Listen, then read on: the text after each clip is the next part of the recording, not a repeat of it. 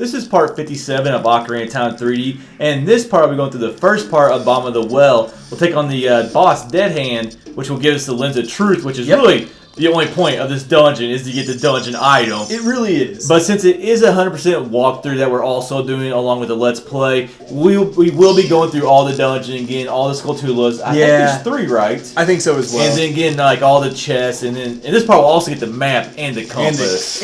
It blows my mind to think, we're going to beat the dungeon boss, even though it's only the first part of the Bottom of the Well. Well, actually, so almost the first thing we do, we'll kind of wrap around this like area or this room right here. Yeah. We'll actually go tackle the boss. I'll keep on saying mini boss it feels because like, it's a mini dungeon, but we'll actually go nail the boss out, and the item is the first thing we'll really get in this dungeon. Well, I mean, I'll definitely associate it with, like, we had the ice cavern where we had the white Stalfos. It felt like a mini boss. It wasn't a full-blown boss. I agree with you. And in this case, even though, yes, it is the boss of a mini dungeon, he doesn't have it doesn't have, like, the epic feeling. This is definitely an it. Yeah, I think that goes without saying. Once you see it, it's but you know, the first time playing this game, I actually did not get to the boss that quickly. I think they do very good at putting, like, right here in the front.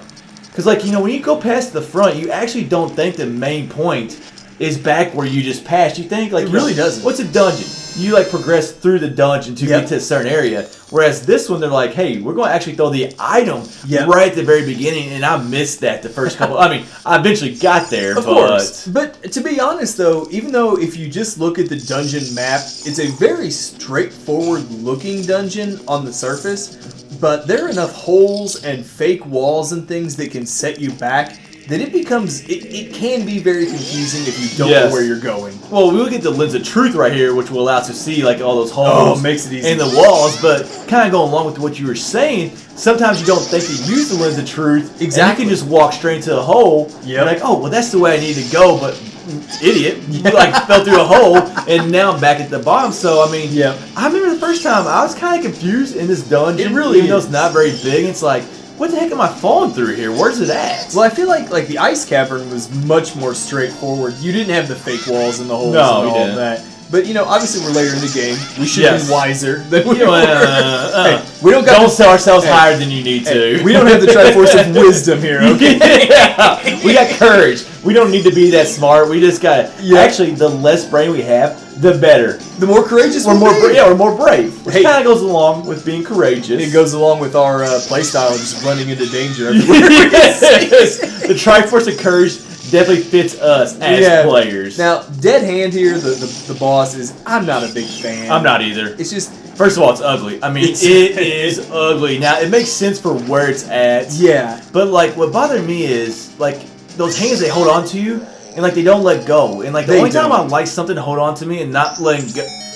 Okay, there's a lot of ways you can go with this one. We'll just leave it. We'll just leave it at that.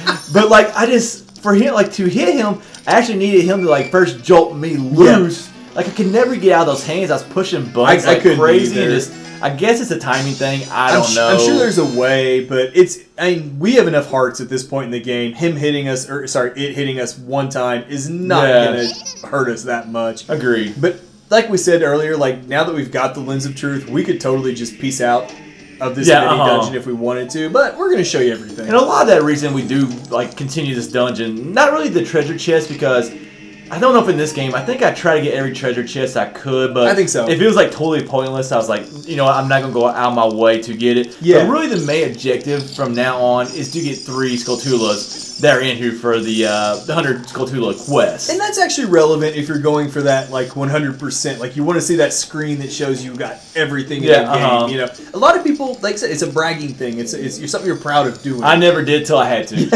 I mean, I never did it until I put 100. Actually, I didn't even put 100% walkthrough. The videos are actually called Let's Play. Yep. That's a whole marketing thing behind the scenes. Like, he was a marketing major. They're just supposed to, I work in finance and accounting now. But it's kind of just a better way to name it for most people. So it really is. It really is. So we're gonna wander around here and get some. I've always wanted to call it Let's Through.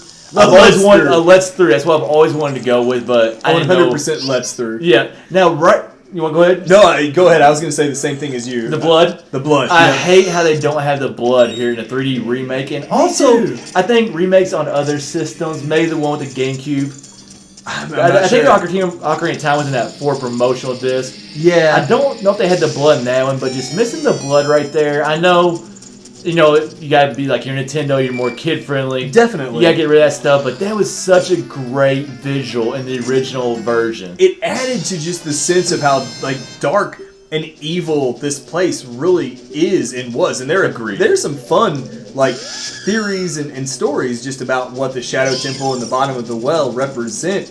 And that's another thing we haven't really mentioned. This place mirrors the the next dungeon. We're not really spoiling because Impa says the name, or I'm sorry, Sheik said the name of it earlier.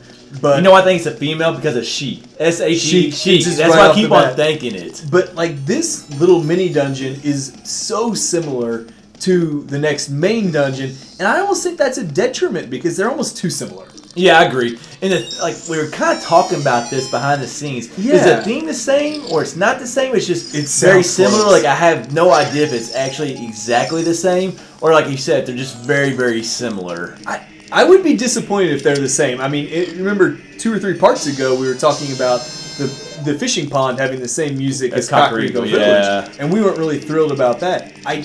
To me, it sounds the It same. might be. I'm curious now. We'll find out here in a Yeah, somebody let us know in the parts. comments because we actually don't have the other theme going on in our ears, so we can't really tell if it's different or not. When I first was listening to this and kind of prepping for this video, the first thing that jumped into my head was like you hear almost like not a drum, but like some kind of a beat in the background, and for some reason it reminded me of the ghost shop that we visited about 10 times. Yeah, I think earlier in the that game, theme's but- different. For some reason, now that I'm remembering that theme, I think Yeah. it's different. The reason I'm thinking this is close to the Shadow Temple is I'm thinking, I just want to say, the ship.